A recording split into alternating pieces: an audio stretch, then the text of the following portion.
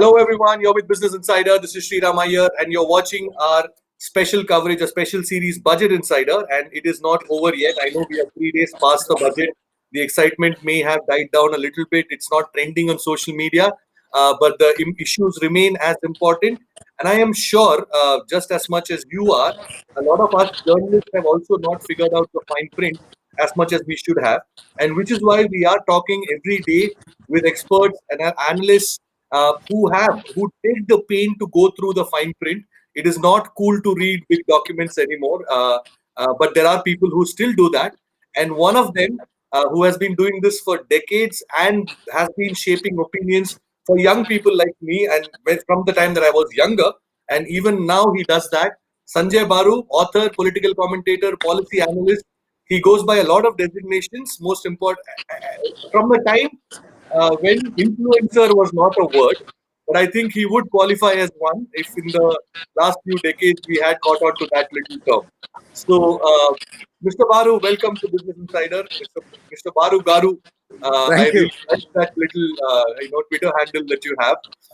It's and I did notice that a lot of people who associate you as a critic of this government uh, have been shocked by the excitement that you have shown for the latest budget from Nirmala Sitharaman. And I think specifically for our audience, the digital audience, which is watching you right now live on Twitter and Facebook, and will be watching you over the next few days as we sort of bring out the highlights of this conversation. Maybe this is a great opportunity for you to explain why you are somebody who's a fair assessor as opposed to a partisan one. Well, first of all, let me say that you're right to say I spent half my life looking at the fine print of budgets. I began analyzing Indian budgets in the early 80s when I was teaching economics. But I must confess that this year I didn't really look at the fine print. I looked at the headlines because, in some senses, I had got a bit tired of looking at the fine print, disappointed rather than tired. Last two budgets of Nirmala Sitharaman were very, very disappointing. In fact, the last few budgets of the Narendra Modi government have been disappointing because they did not address some of the critical issues that the economy was facing. One was the problem of demand. Second was the problem of low investment. And finally, the problem of confidence. I mean, I keep telling my audiences all the time that India grew at the rate of 3.5% per annum between 1950 and 1980, at 5.5% between 1980 and 2000, at 7.5% between 2000 and 2015. But after that, we've been growing at a rate of growth much below that. And that's not only because, the animal spirits are dead. It's also because, the government has not been able to focus on the economy.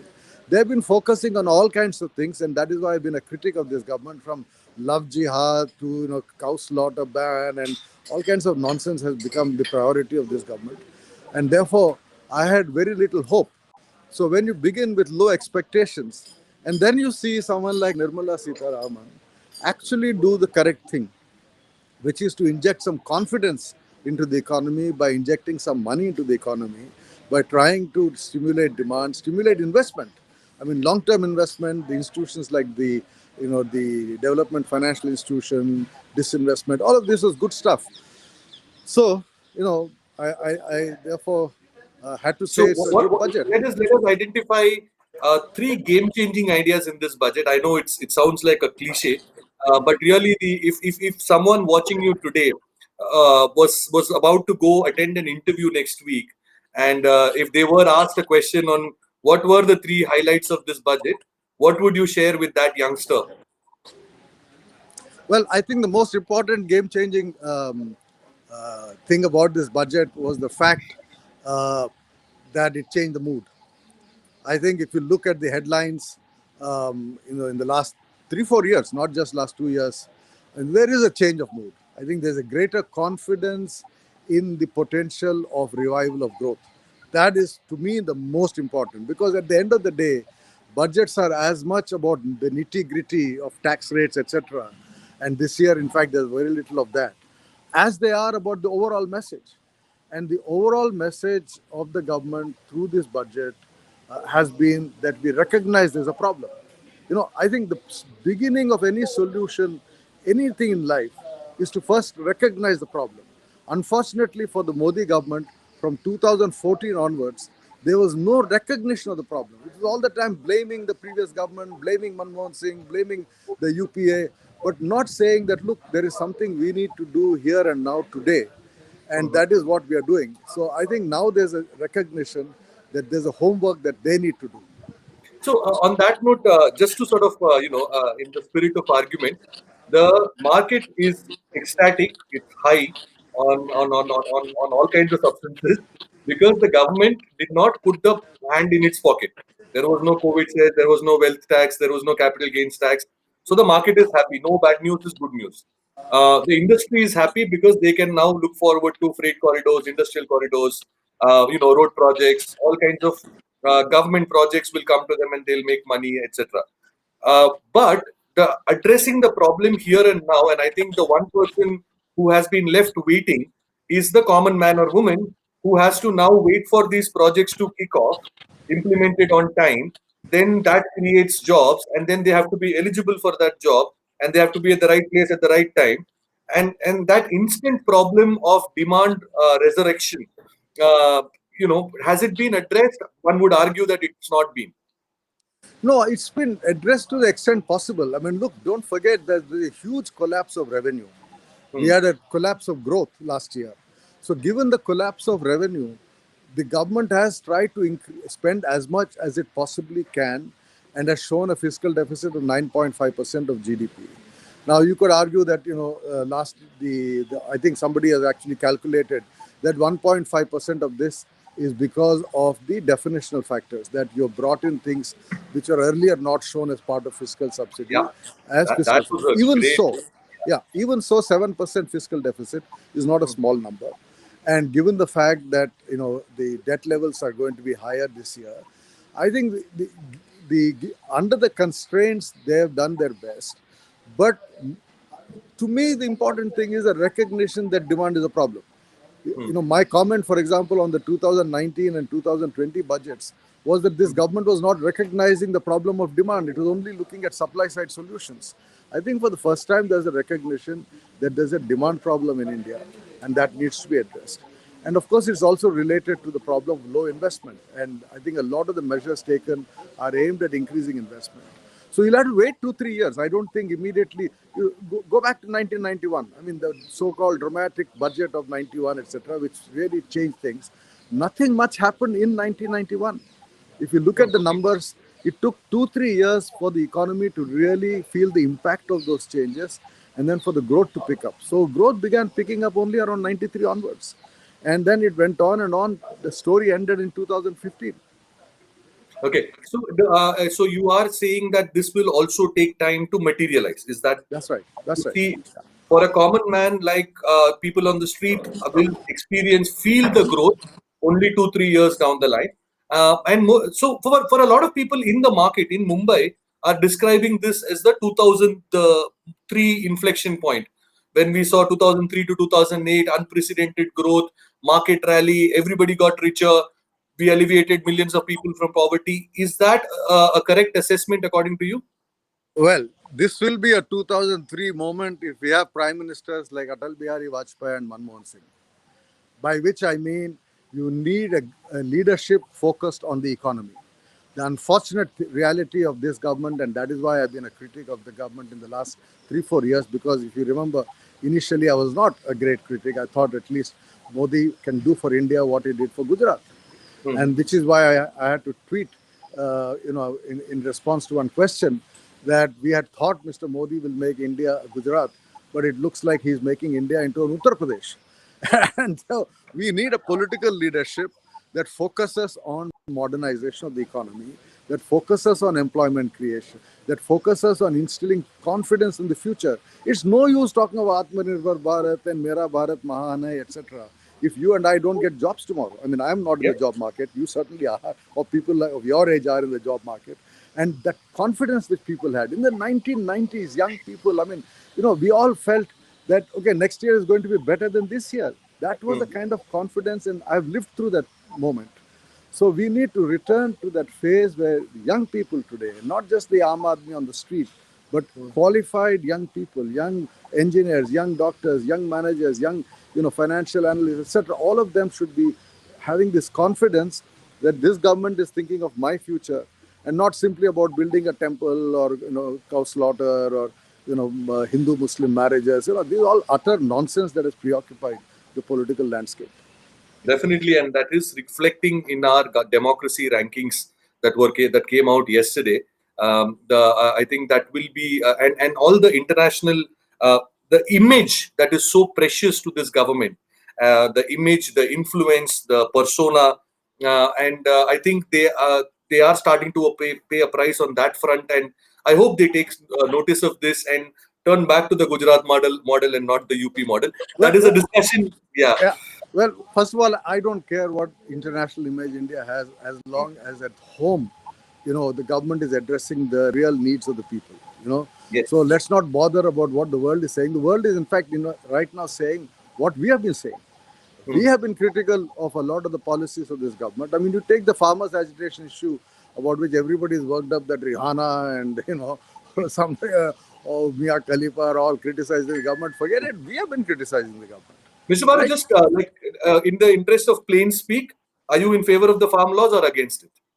I have written saying that the way in which it was done has not built confidence in the constituency that it Yeah, addresses. I have had no problem with the actual policy as such, but I think when there is a loss of confidence, when people who are affected by these laws are unhappy, it's the responsibility of an elected government in a democracy to call them, talk to them. It's not enough for them, the government, to say we'll suspend it for a year or whatever they have done. The Prime Minister should have had a direct discussions with the leadership of the farmers. Everybody knows that this government is a one-man government. What's the use of sending an agriculture minister and this minister and that minister when at the end of the day the decisions are all that of the Prime Minister? He should have been definitely. upfront. He should have been This has upfront been talking to the leadership. our take at Business Insider as well. We have sort of supported the farm laws, just for the record, for whoever is watching it. If not for anything else, to say that the existing system has not worked for farmers in the Correct. country for decades.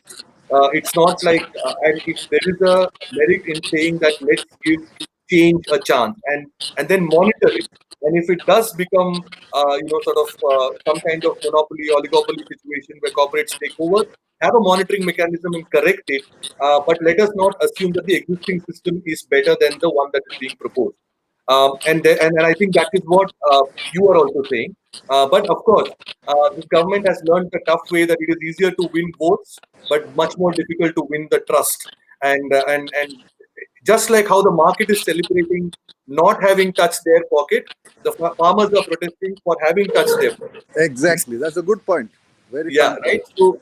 So that is, and I hope the government is listening. We are with you on the farm laws, but do find a better way of finding a middle ground. That's a great point. Thank you, Mr. Baru. Let us talk about. We are running out of time. Maybe you have another 10 minutes, if you don't mind. Sure, sure, no problem. Sure. So let's talk about your new book, because that is also related to what we are talking about. The title is Beyond COVID Shadows, uh, and you have compared. I haven't had the opportunity. I'll be honest. I haven't had the opportunity to read the book. This was the budget week, so nothing gets read. But having said that, I did catch up on some of the people who have reviewed your book and spoken about it, where you've compared this to a war-like situation. And do you want to sort of elaborate on that and also tell us, because there is also a looming threat of a real war, and how big is that storm going to be if it materializes? Well, two things. First of all, the purpose of bringing this book out originally was to bring all opinions into one place. And in Mhm. fact, I also reached out to Dr. Thomas Isaac, the finance minister of Kerala, to get a strong left opinion. Unfortunately, he was struck by COVID and couldn't deliver his essay on time. But we have, on the one hand, people like Subramanian Swamy, who are very critical of this government, and Vivek Debroy and Rajiv Kumar, who are part of the government. So we have a full range of economists writing with different perspectives. So what I would say for this book is that it offers the full range, except the left point is not adequately represented. We have a couple of kind of left of center economists in the book, but I wish Isaac had written also. Uh, as far as your question is concerned, the point I make is that the last time the entire global economy was disrupted, uh, Mhm. not just India, the entire global economy was disrupted, was really after the Second World War. In the sense that other crises, whether, for example, the oil crisis of 1971 or the transatlantic financial crisis of 2008, 2009, they were regionally contained or they impacted certain countries and not all. But the last time the global economy was so impacted by an event was the Second World War. And what came out of the Second World War were long-term development institutions, whether it was the World Bank, the IMF, the World Trade Organization, the GATT, etc. These were all economic institutions that revived economic growth, that created a sense of confidence in the future. Just as we want this government to instill a sense of confidence in the future, we want at the global level also investment in policies that create confidence in the future. Because what has actually happened, even at the global level, is that confidence in future growth has been badly dented for a variety of reasons. I mean, the trade war, the decline in global trade volumes, the fact that many major economies have been badly hit, the United States, for example, and the fact, of course, that China is coming up in a big way, which is creating a lot of uncertainty as well. So I think the reason I compare this with the war, a global war, is that it has had a global impact, and therefore we need global solution. On the other hand, what we find is a lot of national solutions, including vaccine nationalism, and not enough investment in a multilateral approach to a post-COVID economy.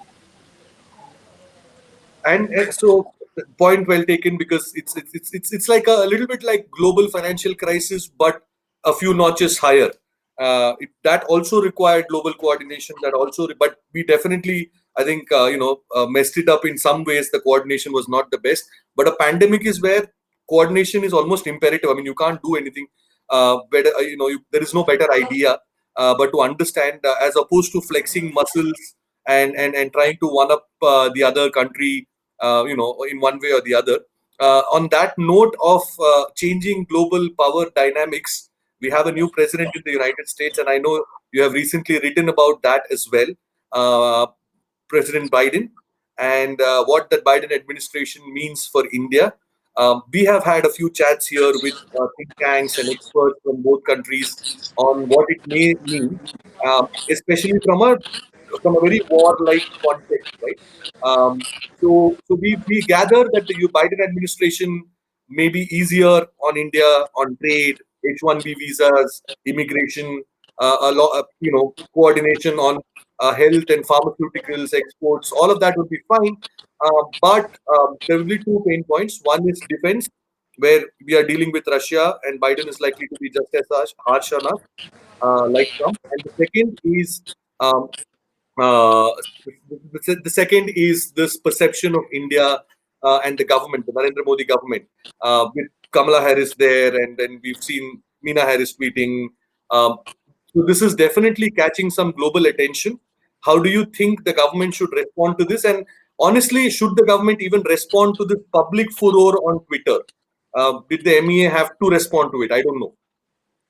Well, first of all, I actually disagree with the consensus that you have projected. Uh, I don't think that we are still very clear as to what position the Biden administration would take on trade policy issues. hmm, On immigration issues in general, yes, but H-1B visas, there's still a question mark. But trade is an extremely important area for India. We have made certain demands, and it remains to be seen whether the Biden administration will address these demands. India is, first of all, not very high on his priority.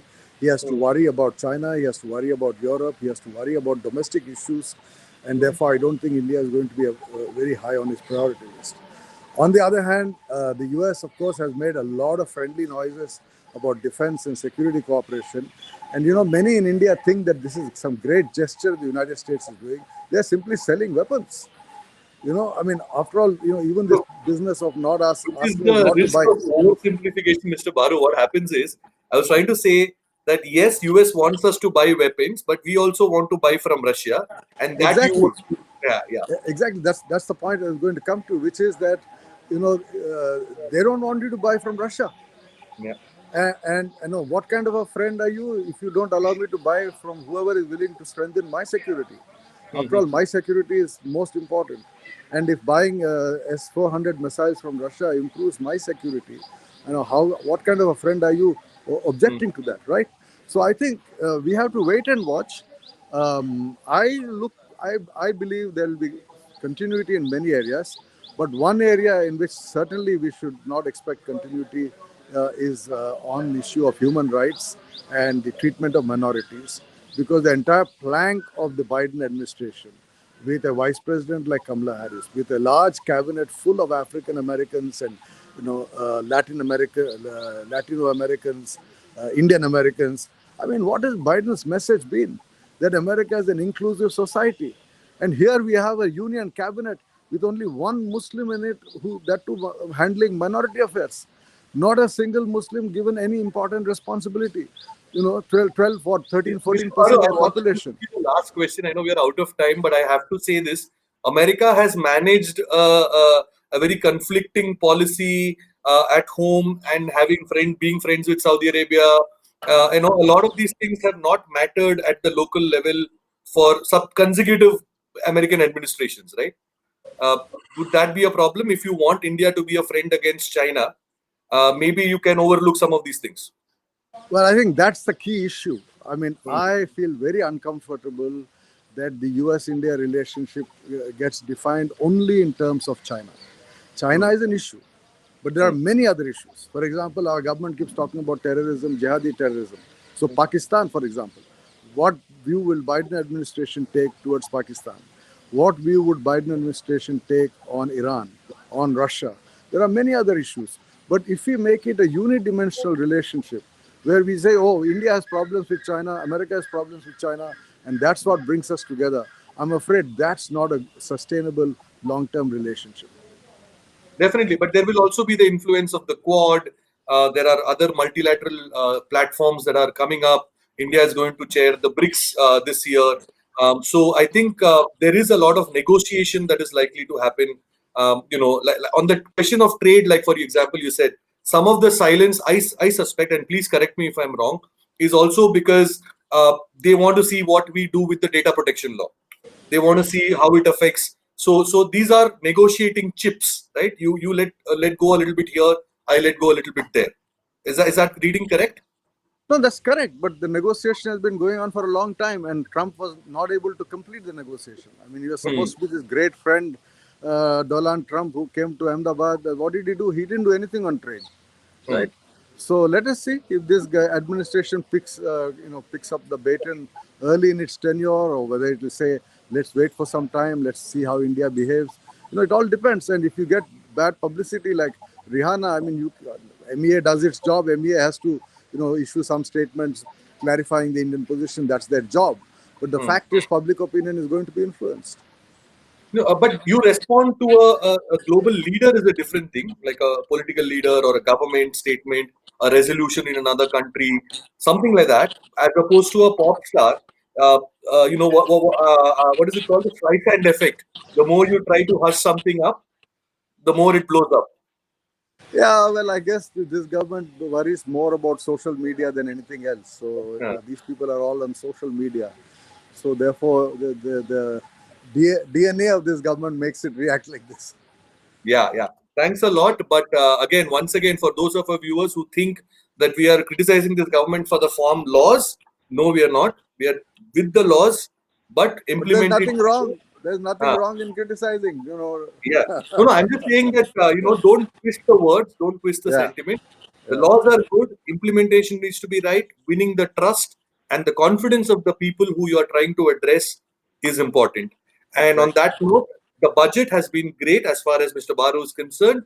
And that's his opinion. So that's with that little summary, I will let you go, Mr. Baru. Thank you so much for taking time out. Um, and all of those who you were watching here, do stay tuned to Business Insider. There is a lot more insights coming up. And go to businessinsider.in for the latest stories. Our reporters are constantly digging into the numbers. Today, we put out a fantastic story on the space program, something that is less spoken about in the mainstream media. How this government has sort of, spent more money there as opposed to cutting back in a year like this. So do go to businessinsider.in. This is Sriram Iyer signing off for now. Thank you, Sriram.